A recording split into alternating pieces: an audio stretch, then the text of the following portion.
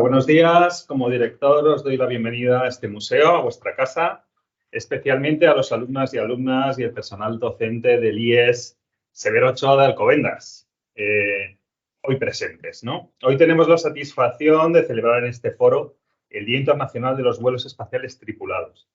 El 12 de abril de 1961, Yuri Gagarin realizó el primer vuelo espacial tripulado, un evento histórico que abrió el camino a la exploración del espacio en beneficio de toda la humanidad. Por este motivo, la Asamblea General de la ONU declaró en 2011 el 12 de abril como el Día Internacional de los Vuelos Espaciales Tripulados. Con estas efemérides se conmemora cada año el principio de la era espacial y se reafirma que la ciencia y la tecnología cósmica contribuyen de manera crucial a conseguir los objetivos de desarrollo sostenible y aumentar el bienestar común de la humanidad. Para celebrar este día hemos invitado a la asociación STAR a dar una charla sobre el desarrollo del cohete. STAR es una asociación de cohetería de la Universidad Carlos III de Madrid, formada por estudiantes de distintas ingenierías, en la cual se diseñan y fabrican cohetes. Los integrantes de STAR emplean los conocimientos adquiridos a lo largo de sus estudios, así como su creatividad e ingenio, para diseñar, innovar, desarrollar y fabricar cohetes reutilizables. STAR participa activamente en el desarrollo de cohetes reutilizables y, por ejemplo, en la competición europea EUROC, European Rocket Challenge, que se celebra anualmente en Portugal y cuenta con la colaboración del Instituto Nacional de Técnica Aeroespacial Espacial en España, INTA. Para impartir esta charla tenemos a Juan María Herrera, presidente, Daniel Moedano, vicepresidente, Alejandro Martín Orozco, secretario, y Saúl López, tesorero de esta asociación. La conferencia se complementará con una pequeña exposición de los cohetes realizados con STAR en el vestíbulo de Muncita Alcobendas y a disposición de todos los visitantes del museo. Por su parte, este museo ha invitado al IES Severo Ochoa a participar especialmente en esta actividad, un centro educativo muy involucrado en la enseñanza y en la divulgación de la ciencia, que forma parte además del Pacto por la Ciencia del municipio de Alcobendas. El objetivo último es estimular e incentivar las carreras STEM, es decir, ciencia, tecnología, ingeniería y matemáticas, y las vocaciones científicas entre los alumnos y alumnas del centro y de aquellos alumnos y alumnas que nos contemplan en streaming.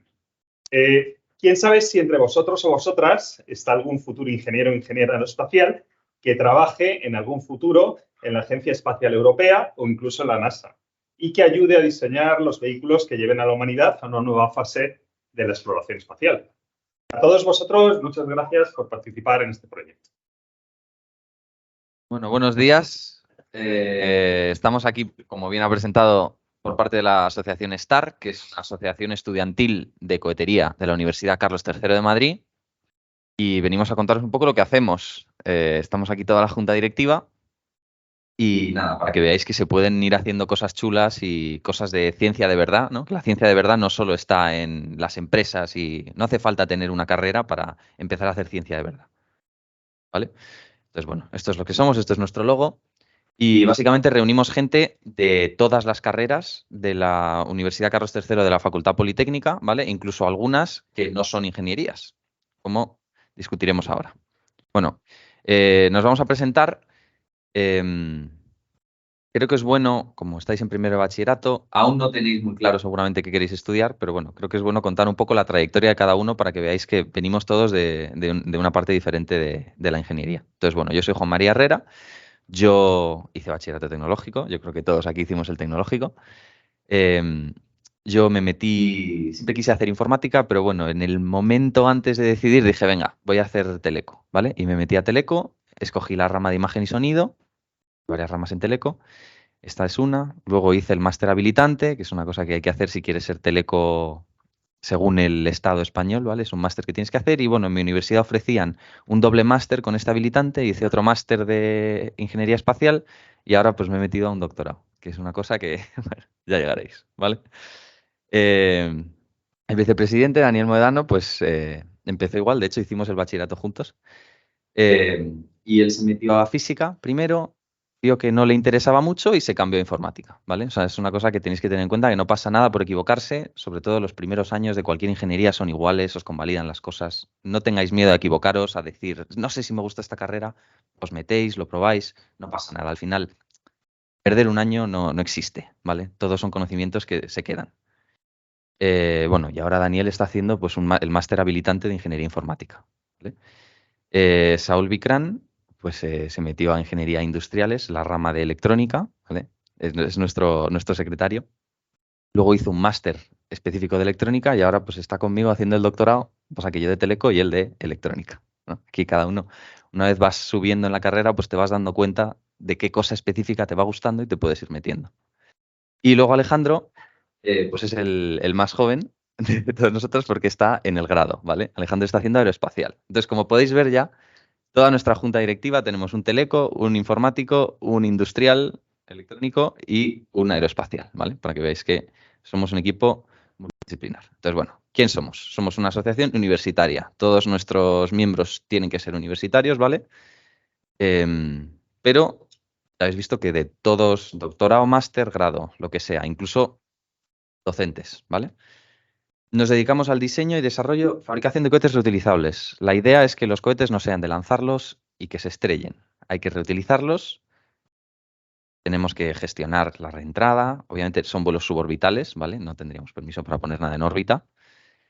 Pero el objetivo es que sea todo lo sostenible y todo lo reutilizable que se pueda, ¿vale? Tenemos 5 departamentos principales que iremos contando más adelante, pero bueno, tenemos el departamento de aviónica, se encarga de todo el desarrollo de, digamos, la inteligencia del cohete, ya sean los circuitos, los enlaces de radio, la lógica interna de cuándo tiene que el cohete que abrir el paracaídas, por ejemplo. Todo esto lo hace el departamento de aviónica. Tenemos el departamento de fuselaje, que es el que gestiona pues, los materiales, la forma que tiene el cohete.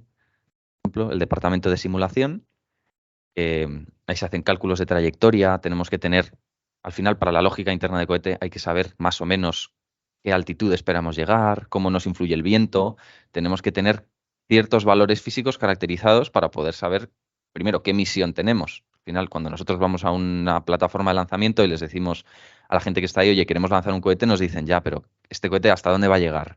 ¿Cómo de seguro estás que va a llegar aquí?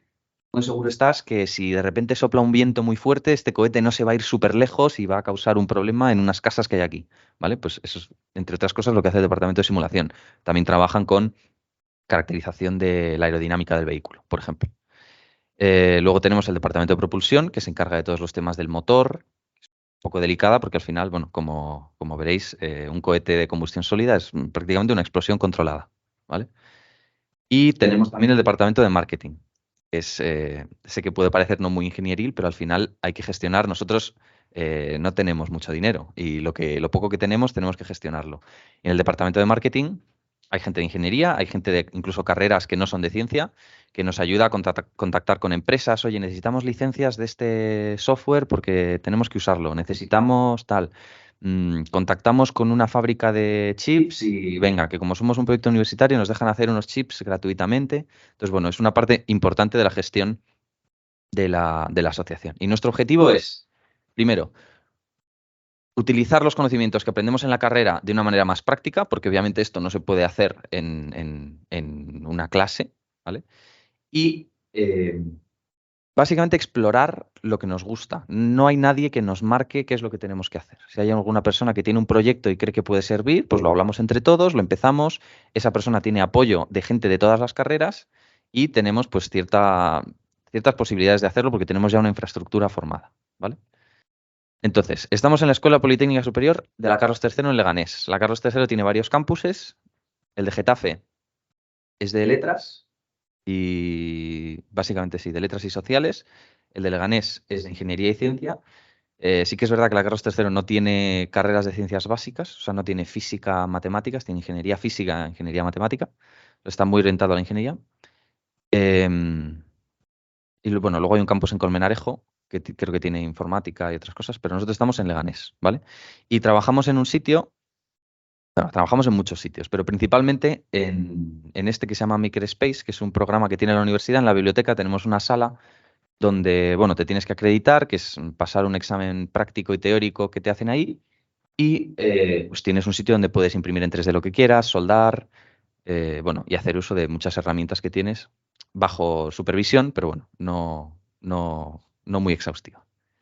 Entonces, ¿quiénes somos? A ver, si podéis así levantando la mano, me gustaría cuántos de vosotros y vosotras estáis pensando en hacer una ingeniería. Vale. ¿Y ciencias básicas? Física, matemáticas, biología. Vale. ¿Y los que no habéis levantado? Otra carrera de ciencias, por ejemplo. Veterinaria. Vale. Bueno, pues yo de veterinaria creo que no tenemos a nadie, pero sí tenemos gente de biología, ¿vale? Y ahora lo voy a contar un poco.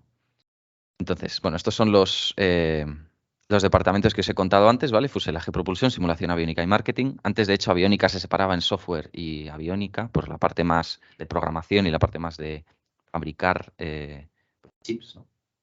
Pero esta es nuestra composición. Como podéis ver, principalmente hay gente de aeroespacial. Esto viene porque esta asociación nace de la idea de unos alumnos de aeroespacial. Entonces, la asociación siempre ha sido muy aeroespacial y ahora ya se está empezando a nivelar con gente de otras carreras. Entonces, por ejemplo, ¿qué cosas se os ocurre que puede aportar un alumno de aeroespacial al desarrollo de un cohete? ¿No? Decidme, o sea, con lo que sabéis que hace un cohete, pues el aeroespacial puede hacer esto. ¿Qué se os ocurre? ¿Cómo? Aerodinámica, vale, sí, la gente de aeroespacial tiene formación y sabe un poco el perfil aerodinámico, entonces generalmente están en departamentos como por ejemplo simulación. Es un departamento muy centrado en aeroespacial porque hay que hacer esas cosas, pero también por ejemplo propulsión. Pues la gente de aeroespacial se puede especializar en la parte de propulsión. Es también un tema. Por ejemplo, teleco. ¿Qué creéis que puede hacer un teleco en el desarrollo de un cohete?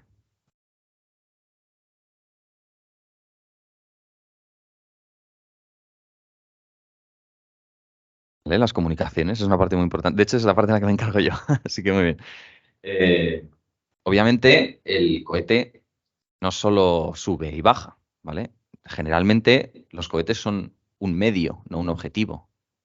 Menos que, bueno, en nuestro caso sí que son un objetivo porque somos una asociación de cohetes. Pero generalmente, los cohetes buscan poner una masa o algo a una altura, a una órbita, o incluso en otro cuerpo celeste, ¿vale? Entonces, es fundamental tener un sistema de comunicación. Si no, no te sirve de nada. Tú puedes mandar lo que quieras a ningún lado, que si no te enteras de lo que le pasa o de lo que te retransmite, no sirve de nada. Tampoco lo puedes controlar, por ejemplo, si no eres capaz de comunicarte. Teleco, también junto con los informáticos, toda la programación del sistema. Al final tienes muchas cajas, ¿no? Muchos...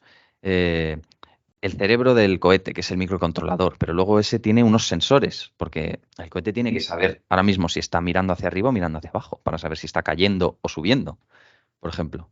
Entonces, hay como mucha lógica interna. Electrónica, pues también el diseño de esa placa. Aquí tú no puedes coger una placa base que compras en PC Componentes y ponerla en el cohete. Tienes que tener unas dimensiones específicas, unas prestaciones específicas, un peso, ¿vale? Gente de mecánica, gente de industriales, incluso también gente de aeroespacial, el fuselaje. Queremos hacer un fuselaje de fibra de vidrio, de fibra de carbono. Yo como teleco no tengo ni idea de cómo trabajar la fibra de vidrio, pero tenemos gente de industriales que sí, que se ha especializado en eso, gente de energías, ¿vale? Entonces, y bueno, también gente de biología. Nosotros tuvimos un año, nuestro objetivo era ver, dentro del cohete teníamos una cajita con unas células, ¿vale? Porque un profesor quería ver qué pasaba cuando esas células eran aceleradas con mucha aceleración. Y nosotros lo que sí tenemos es aceleración, ¿vale? No tenemos mucha altitud porque no nos dejan, pero la aceleración que tenemos es como, yo creo que llega a 17 veces la gravedad de la Tierra, o algo así, ¿vale? Y eso, pues es muy caro si tú quieres acelerar eso a un... Entonces, pues un profesor nos dijo, oye, tengo estas células tal, y entonces, bueno, pues estuvimos trabajando en un diseño para poner esas células. Entonces, al final, todas las carreras aportan algo, ¿vale? Entonces, bueno, vamos a empezar ahora con la siguiente parte, que os presento a Alejandro. Bueno, pues se me escucha, ¿no? Sí. Bueno, yo soy Alejandro, estoy en tercero de grado de Ingeniería Aeroespacial y bueno, como ha dicho Juan María, Yo estoy en el departamento de simulación y soy el tesorero de la asociación. Entonces, os voy a explicar un poco por encima. Si me queréis preguntar alguna cosa, podéis preguntármelo sin problema, porque entiendo que es un poco complicado, pero bueno.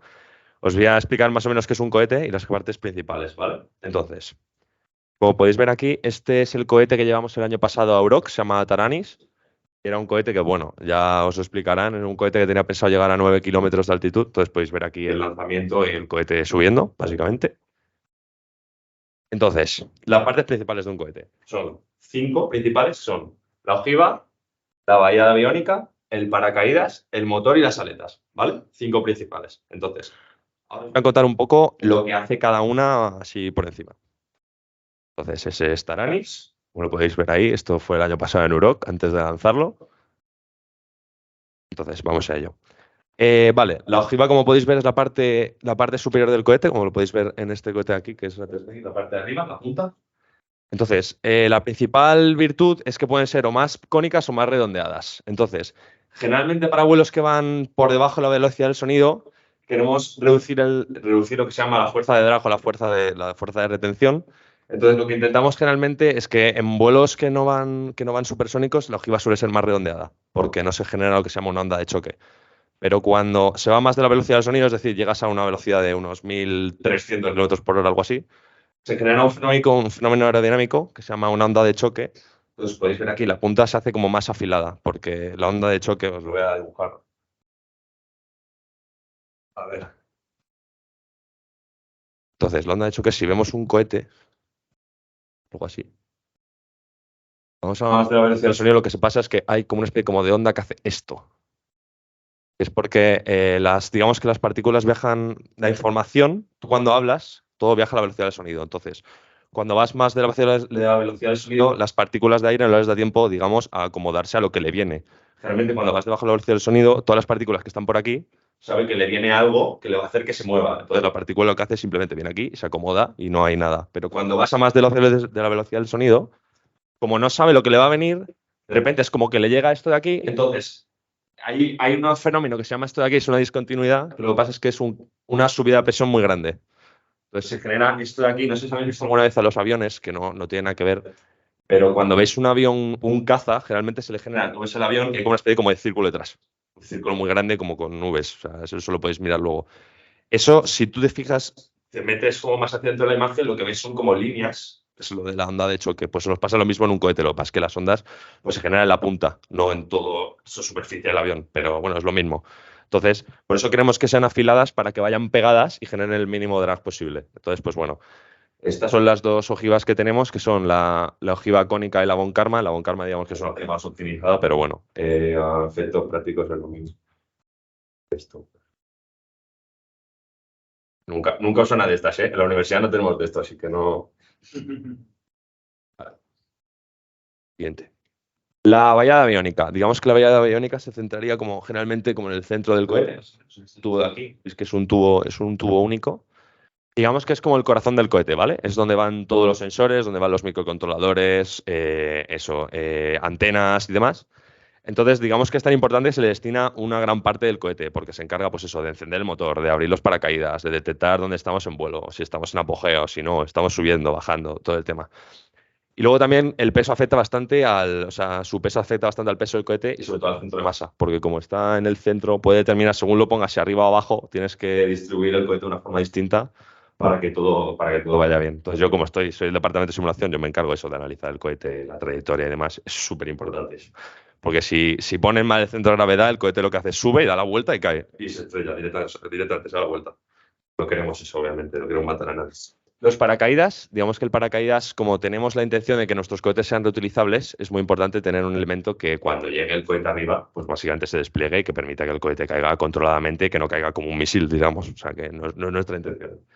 Entonces, en nuestros cohetes hay dos paracaídas, que son el paracaídas de drogue, que es el que se despliega en el apogeo, y es el paracaídas que permite una caída controlada al principio. Es decir, digamos que el cohete cae más rápido porque cuando estás arriba del todo, tú lo que quieres es que el cohete caiga, que no se aleje mucho del sitio donde se ha abierto el paracaídas, porque si no, si imaginamos, tienes un radio a lo mejor de lanzamiento de, ponte, 10 kilómetros de radio, 5 o algo así.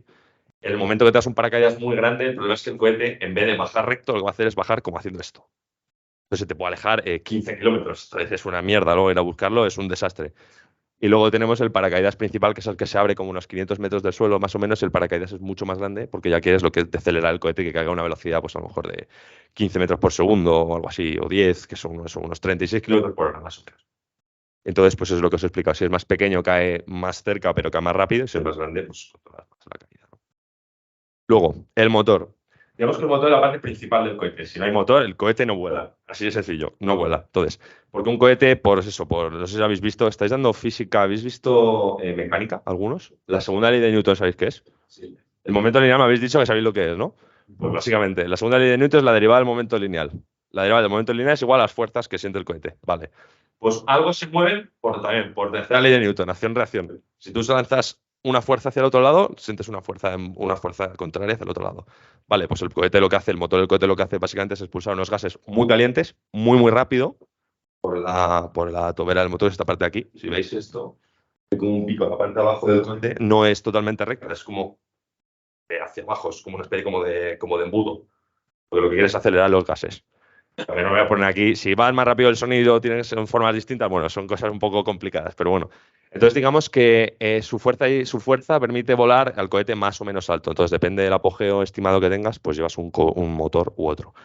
Y las diferencias que hay es que pueden ser combustible, o sea, motores de combustible sólido, que básicamente es como una especie, son como rocas de color amarillo, bueno, depende del combustible, puede ser de distintos colores. Y es una mezcla, un material que se llama perclorato de amonio. Entonces tú simplemente lo enciendes y el problema de ese motor es que no lo puedes apagar directamente. Tú en cuanto lo enciendes, va a quemar todo y en cuanto se apague, se ha apagado. Punto, no hay más. El tema de, si tú cuando veis un lanzamiento de estos que hace pues SpaceX o la NASA, si os fijáis en el cohete hay como una especie como de un humo blanco saliendo del cohete. No sé si habéis visto algún lanzamiento de estos. Hay como un humo blanco, eso es lo que es oxígeno líquido, que es para motores de combustible líquido. Lo que permiten es, un combustible líquido permite es que tú puedes controlar el combustible y lo puedes frenar si quieres. El problema, que es mucho más difícil de controlar, porque son materiales criogénicos que a lo mejor están a 200 grados bajo cero, 220, una barbaridad. Entonces, para nosotros no tenemos tanta infraestructura como para manejar materiales tan fríos, pero bueno, tenemos la intención de. La cosa es que llegue dentro de 2 o 3 años, pero bueno, veremos. Y nada, por último, las aletas del cohete, como podéis ver, están. Bueno, lo último y los tubos. Bueno, tenemos las aletas del cohete, como las podéis ver ahí. Las aletas del cohete, digamos que es lo que permite al cohete seguir una trayectoria recta hacia arriba. Si no tuviera aletas, probablemente empezaría a dar vueltas sobre sí mismo. Pero no da vueltas porque caería, pero bueno, pongámoslo, si no hubiera aire y nada, empezaría a dar vueltas, ¿vale? Entonces, es eso, es muy importante también analizar el tema de las aletas. Generalmente suele haber 4, aunque este motor tenga 3 porque no llega a mucha altura, a lo mejor este tiene 450 metros o algo así. Generalmente suelen tener 4 para temas de estabilidad, es más fácil también de analizar y fabricar porque son totalmente simétricas. Y hay 2 tipos de aletas, ¿vale? Las aletas trapezoidales, que son estas que podéis ver aquí, y las de tipo flecha, que son estas que podéis ver aquí, ¿vale? Entonces, para vuelos que generalmente no tienen mucha altura o van sobre todo por debajo de la velocidad del sonido, suelen ser de este tipo, porque permite una estabilidad mucho más alta y los vuelos son mucho más controlados y tenemos más facilidad para analizar la trayectoria y demás. Pero cuando queremos ir mucho más rápido y mucho más alto, tienes que utilizar una de estas por el tema que os he comentado antes de la onda de choque, porque aunque la onda de choque también se forme en el pico, aquí hay una onda de choque que lo que quieres es que tienen esta forma, siempre son como puntiagudas, ¿vale?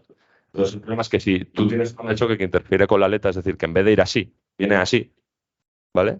Lo que genera es un problema que a lo mejor puede hacer que las aletas vibren y se rompan, por ejemplo. O que el cohete pues que genere mucho drag y si quieres llegar a 4.000 metros llegues a 3.000, por ejemplo, que no es la idea. Entonces, cuanto más rápido quieres ir, generalmente las aletas suelen ser todavía más puntiagudas. Se hacen más puntiagudas, para evitar justo que la onda de choque interfiera con las aletas. Entonces, eso es más o menos lo que viene explicado aquí. Y, por ejemplo, el cohete que hicimos el año pasado era supersónico. Pues llevamos este tipo de aletas y el de este año son más de este tipo, que va a llegar, bueno, llega a Mach 1,90 y 0,90, o sea, casi la velocidad del sonido, pero por debajo, entonces no se generan estos fenómenos. Y por último, los tubos, que digamos que es como la carcasa del cohete, es lo que tiene que proteger todo y aguantar todas las fuerzas que se generan durante el vuelo. Entonces es eso, generalmente los tubos cuando queremos llegar más alto lo que intentamos es lo que se llama diámetro mínimo, es decir, nosotros lo que hacemos es desarrollar el cohete teniendo en cuenta el diámetro del motor. O sea, no hacemos primero el cohete, lo que es el fuselaje, y metemos el motor dentro, se hace a diámetro mínimo. Este año estamos intentando cambiar eso, porque el motor que vamos a llevar este año es de 75 milímetros de diámetro y estamos haciendo el cohete de 100. Entonces hay que utilizar unas piezas que se llaman pues eso, retainers o como acoples para sujetar el motor donde tiene que estar.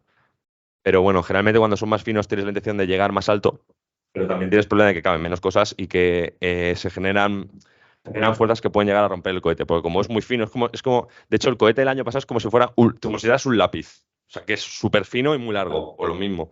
Hay muchos problemas de que si tú se puede romper, porque el aire, aunque vosotros lo veáis, el aire cuando va muy rápido tiene muchísima fuerza, mucha. Entonces puede partir el cohete y no es la idea. Y generalmente, pues eso, si son más finos llegas más alto y si son más anchos, como la superficie es mucho más grande, pues se llega más bajo. Entonces, pues eso. ¿Alguien quiere hacerme alguna pregunta? Porque esta es mi última diapositiva. Si queréis hacerme alguna pregunta, adelante. Encantado de responder. Es un poco complicado, o sea, ya lo veréis, es bastante difícil, pero bueno. Que es que habéis dado mecánica básica y me pongo ya que explicar cosas que son complicadas. Así que nada. Pues nada, voy a pasar con mis compañeros para que os sigan explicando qué hemos hecho hasta ahora, ¿vale? Muchas gracias. Bueno, se nos ha olvidado explicar, es que, bueno, aparte de todo el cohete, ¿no? Fuera hay muchas otras cosas que no estamos teniendo en cuenta, como por ejemplo puede ser la estación de tierra. La estación de tierra, que la lleva aquí mi amigo, es muy importante porque, digamos, nosotros nos comunicamos con... perdón. Nosotros nos comunicamos con el cohete y tiene que haber, el cohete nos da información de los sensores de la aviónica y tiene que haber una estación de recogida de esos datos y de visualización de los otros datos. Entonces, pues tenemos también una estación de tierra, pero además, otra cosa que no hemos contado es que aquí en esta parte central, lo que veis es este botoncito, el botoncito ese, es para el rail, porque para poner vertical el cohete hace falta un rail de lanzamiento, algo que realmente guíe el cohete durante esos primeros metros de ascenso. Llega un momento en el cual ya no hace falta el rail y entonces ya lo que actúan son las aletas para guiar el cohete hacia arriba. Pues bueno, el rail también es una parte importante. Y yo me voy a centrar un poco en qué hemos hecho hasta ahora, que es básicamente los cohetes que hemos lanzado y cómo lo hemos hecho. Primero está Rattlesnake, que es este cohete de aquí, que es de fuselaje de cartón fenólico. Y decís, ¿cartón? Sí, cartón. No es el de las cajas de Ikea, digo, de Amazon. Es un cartón especial que se llama cartón fenólico. Cartón fenólico que básicamente es mucho más resistente. Es un cartón de verdad que es bastante caro, o sea, esto es un lápiz muy caro, pues bueno, básicamente puede soportar las fuerzas que se generan durante el vuelo. Este tiene una prueba en perfil von Karman que da un poco más de estabilidad. Las aletas también que dan más estabilidad. Y tiene pues 1,8 metros de longitud. El motor es comercial. Estamos intentando nosotros desarrollar motores propios porque digamos que es una de las partes de investigación que mola y les mola un montón a los aeroespaciales, de verdad. Porque pues bueno, es muy interesante el ver todo el tema de la combustión. La propulsión aeroespacial es toda una rama del aeroespacial que flipas.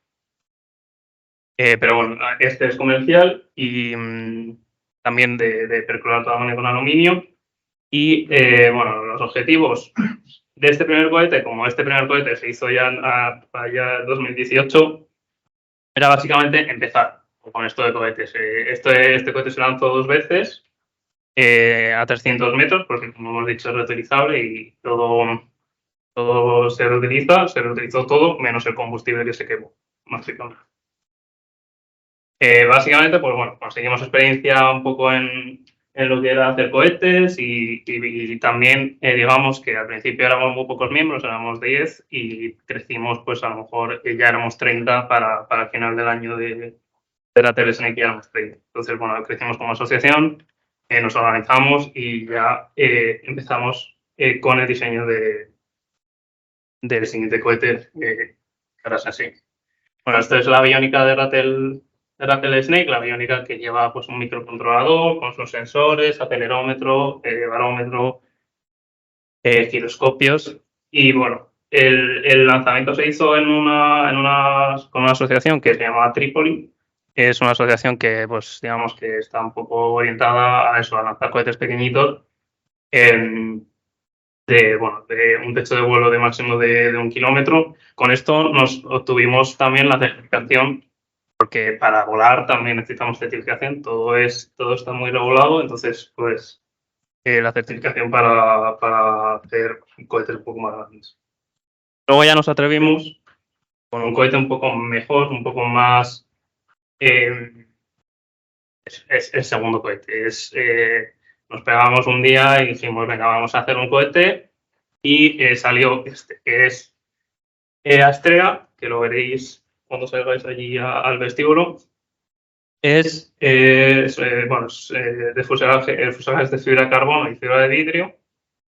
Hemos dado un salto grande de cartón a fibra de vidrio, que la fibra de vidrio y la de carbono la utilizan ahora mucho los aviones. La misión espacial es ampliamente utilizada.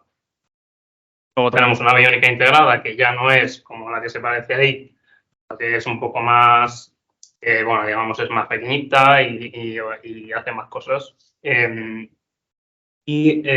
todo, pues queda un poco más profesional, porque esto queda muy bien, está guay, pero bueno, el Astrea es muy bonito. Es nuestro cohete de exhibición por excelencia. Este cohete llega a Mach 1.7, que eso es 1,7 veces la velocidad de sonido, supersónico. Y aquí tenéis unas fotos más del diseño. Veis pues la parte ojiva cónica, a la vez, porque como es supersónico, pues necesitamos ese plus para la onda de choque. Luego tenemos la valla de aviónica, el tubo principal, y luego el motor, y ya está, y eso es el retainer del motor. A ver. Hubo un rediseño del vehículo, porque al principio Astrea iba a ser con un motor desarrollado por nosotros, un motor de combustible sólido desarrollado por nosotros, pero de repente la pandemia mundial pues dijo que no. Y entonces lo que pasó es que tuvimos que hacer todo online, y al final el resultado de Astrea es que prácticamente todo es comercial, ¿vale? En vez de hecho por nosotros, aunque es diseñado por nosotros, es comercial. Digamos, toda la estructura es fabricada por otras personas, o sea, por otras empresas. Y bueno, el objetivo es el mismo, aprender a hacer un cohete que de verdad suba y tal. Este tiene un techo de vuelo de 5 kilómetros, de 4 kilómetros, que la verdad que es un salto, porque este llega a 300 metros, algo así. ¿Qué pasa? Que bueno, que no hemos podido lanzar este cohete todavía. Lo tenemos fabricado desde 2020 y ahí sigue.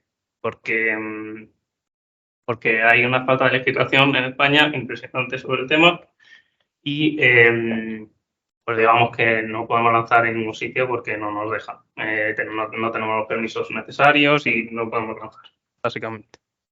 La aviónica de Astrea, veis que es como mucho mejor que la del anterior cohete, y bueno, todo. La estación de tierra, veis aquí, este maletín de aquí es para hacer la ignición del cohete. Básicamente, eso es un circuito eléctrico que hace que el motor se encienda. Y ahora os dejo con mi compañero Dani, para que hagamos los proyectos que hemos tenido el año pasado y el que estamos teniendo este año, que es bastante interesante. Pues bueno, buenas a todos, soy Dani, y ahora os vamos a explicar pues en lo que estamos trabajando ahora mismo, básicamente.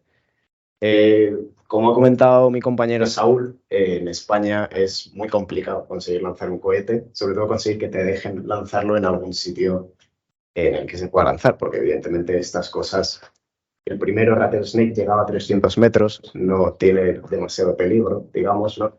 En el momento en el que empiezas a centrarte en cohetes con un techo de vuelo mucho más alto, es mucho más peligroso, tiene un radio mucho más grande en el que puede caer el cohete y tienes que ir a sitios específicos que puedan tener todo ese espacio para poder lanzarlo. Así que lo que decidimos fue centrarnos como asociación en participar en competiciones de cohetería. Porque la gracia de estas competiciones es que si tú te apuntas y te aceptan, se encarga la competición de toda la organización del sitio donde se lanzan los cohetes, toda la seguridad, etc. Entonces, desde el año pasado estamos centrados en participar en Euro, que como han dicho en la presentación, en la introducción, es el European Rocketry Challenge. Es la única competición de cohetería que hay a nivel europeo, básicamente, para estudiantes, y se celebra todos los años en Portugal y está organizada por la Agencia Espacial Portuguesa en colaboración con la ESA, que es la Agencia Espacial Europea. Entonces, nuestra primera participación fue el año pasado, en 2022, con nuestro cohete Taranis, del que ya hemos hablado bastante a lo largo de la presentación. Era un cohete supersónico que llegaba a Mach 1.7, o sea, 1.7 veces la velocidad del sonido, que son unos 2.000 kilómetros por hora, más o menos, como velocidad máxima. El techo de vuelo eran 9 kilómetros, que para que os hagáis una idea de las proporciones, los vuelos comerciales vuelan a unos 10, 11 kilómetros, más o menos. Entonces ahí podéis ver uno de los problemas de conseguir que te dejen lanzar. Evidentemente, si llegas a estas alturas, a lo mejor le puedes dar a un avión si no tienes cuidado. Entonces, por eso la competición es un buen punto para lanzarlo. El fuselaje es de fibra de vidrio, de nuevo un paso respecto a los anteriores cohetes, porque además este fuselaje lo diseñamos y lo construimos entero nosotros, tanto en el Maker como en otros lugares. Nuestro departamento de fuselaje se encargó de construirlo al 100%. Y bueno, evidentemente, como participábamos en una competición, la seguridad es muy importante. Desde la competición te obligan a tener unos requisitos de redundancia, es decir, no tener solo una cosa de todo, sino tener varias, porque si en algún momento alguna falla, tenemos un problema, sobre todo la aviónica. Es decir, siempre conviene tener varias formas de abrir los paracaídas y detectar que se abran los paracaídas, porque si no se abren, puede ser peligroso. Y además, una de las innovaciones, digamos, con respecto a los proyectos anteriores era que llevábamos 3 CANSATs. Los CANSATs, como el propio nombre indica, son CAN Satellites, es decir, son pequeñas cargas de pagos, se suelen llamar también. Básicamente podéis pensarlo como un tubo con forma de lata de Coca-Cola, son literalmente esas dimensiones, que tú introduces dentro del fuselaje del cohete, y la gracia es que puedes llevar ahí dentro, por ejemplo, los experimentos que ha comentado Juan de las células. Puedes incluso hacer, el año pasado llevábamos una que sean desplegables, es decir, cuando el cohete da al apogeo y se abre para que salgan paracaídas, ya sea por el centro del cohete o por la ojiva. La gracia es que uno de esos CANSATs pueda salir, tiene un paracaídas propio y entonces también cae por su cuenta. El año pasado, por ejemplo, llevábamos uno con una cámara y un experimento dentro con unos acelerómetros para poder recopilar datos. Bueno, y ese es el lanzamiento del cohete. Desafortunadamente, hubo un problema en el lanzamiento ajeno a nuestro control, y es que el motor comercial que llevábamos tuvo un fallo y básicamente a unos entre 500 metros, 1 kilómetro, es difícil determinar cuándo, básicamente explotó el motor.